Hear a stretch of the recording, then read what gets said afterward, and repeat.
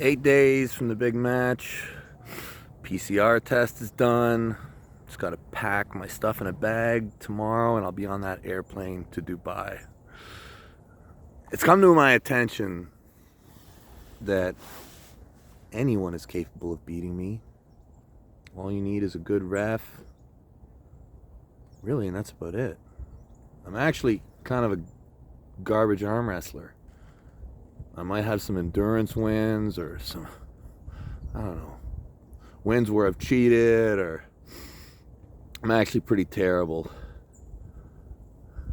I've heard some great excuses over the years in arm wrestling. Fantastic ones. Ones that basically borderline schizophrenic. And it's great. It's interesting to see which way the mind goes, and how people deal with victories and losses. Very interesting. I would say that everyone has an excuse. There is always a reason why. Always.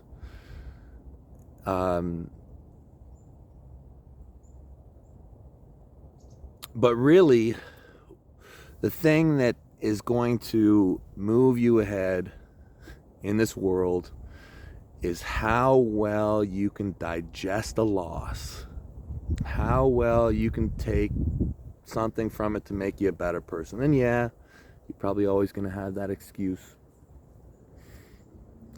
But being able to walk away from a match and truly accept and truly grow from it, that's what's really going to make you a better person. And I worry that even champions, everyone is flawed. There's not a perfect person out there. And when I hear people make excuses for things that happened so long ago that in my mind aren't good excuses. Like, there's good excuses and there's bad excuses.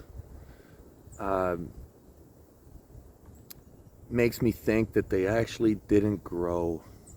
And that's discouraging. I always want to see people grow. The one thing that I will say is be prepared to take charge of your own destiny at that table. Do not just put it over to someone else. And that's what a lot of people get mad at me about, is that I will fight. I will. I don't think you can find, I don't know, I don't remember ever quitting at the arm wrestling table. I don't remember doing it. Somebody can find a video of me quitting, I'd love to see it, even when I'm outmatched. It's something that I typically don't do. I remember that there was a stage for me. So I grew up under Canadian Arm Wrestling Federation. So I grew up in WAF. Okay, this is my roots. People think I'm like the most anti-WAF arm wrestler there is. And to some degree, I have come a long way from where WAF is. But I want to be perfectly clear that this is my basement. WAF is where it started for me. But I knew that WAF wasn't the end for me as a Canadian citizen. If I was in a country like, I don't know, Kazakhstan, or one of these imaginary countries that supposedly pays their athletes and coaches, could be different. But as a Canadian citizen, it's just, WAF is not our end state. It's just not. Same thing for the USA. WAF is just, if you win a WAF medal and you're an American or a Canadian, the truth is most of the elite guys are going to look at you and shake their heads and go, why? Why? Much respect to the WAF. love it. Love it. It just doesn't always make sense for everyone. But I remember that arm wrestling in Canada, going to the nationals, going to the provincials, there was a level of fairness. There was a level of fair play that was much more prevalent in the culture. And I remember the first time I went to the States. I went to an Arnold Classic. And I remember when I was going down there, my coach Troy at the time said, Devon, he's like, this is a different kind of arm wrestling down here. You have to start fighting the second you get near that stage. And I didn't understand. I didn't get it. I had to experience it. And I remember getting to that stage, and there was no getting a fair grip. There was not even, this was not part of the game. The fight had already begun, and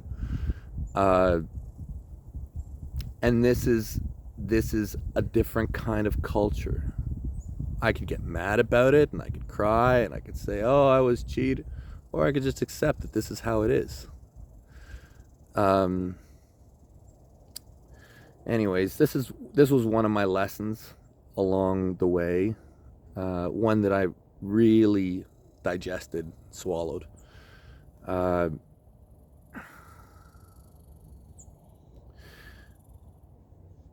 fight in arm wrestling, it starts before. Unfortunately, this is just the reality.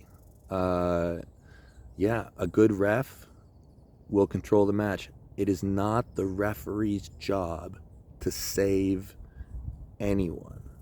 It is not the referee's job to make a fair match. He's only there to enforce the rules. And there is a subtle difference between those two lines. A fair match and enforcing the rules. There are gray areas to be contested. Anyways, we're 8 days out, home stretch. I think that for both John and I, that's all we're really looking for, is a match that we can both walk away from and not have a lot of excuses. I think that that's what we're both looking for. And I'm so hopeful that we're going to get that. I really am. I really hope that we'll be able to walk away, that neither one of us will have, I know John has a lot of miles. I've got a lot of miles. I hope there's no injury between either one of us that makes it seem like we never got that fair shake. And I hope that both of us, at the end of the day, can accept the victory or loss as it is.